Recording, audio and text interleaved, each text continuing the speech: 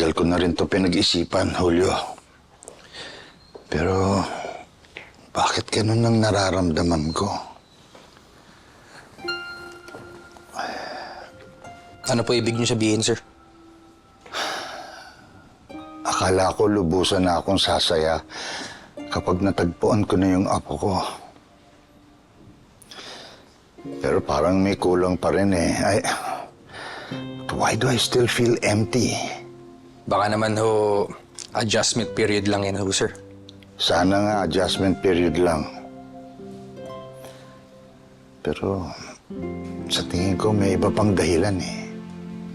Hindi ko lang ma-identify kung ano. Pero alam mo, I feel guilty eh. Nagtatampo si Oliver at sinasabi niyang mas matimbang si Rambo kaysa sa kanya.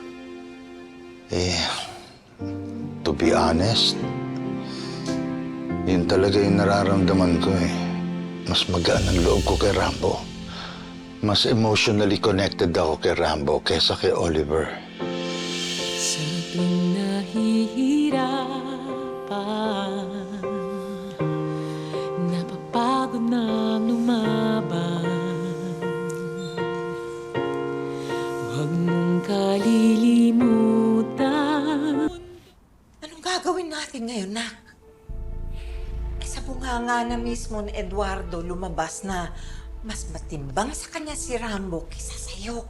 Nay, hindi ko hahayaang mapurnada ang plano natin dahil sa hayop na amnoy na yun. Sigurado ka ba na malinis yung pagsasabotahe mo sa restaurant? Baka tayo pumalpak, lalo tayong mapapumunak. Nay, malinis yata trumabaho to. Walang nakakita ni isa. Malinis na malinis. Sigurado ka walang CCTV. CCTV? Ay, ano? Sana sinigurado mo bago ka gumawa ng kalokohan. Nay, malay ko ba? Ipipitsugin karinderya lang naman yun, di ba? Baka hindi naman sila gumagamit ng CCTV doon. Kahit na, hindi ka dapat makampante. Bumalik ka doon at siguraduhin mo na wala silang makukuhang ebidensya laban sa'yo. Hindi naman. Ayan, Umalis ka na.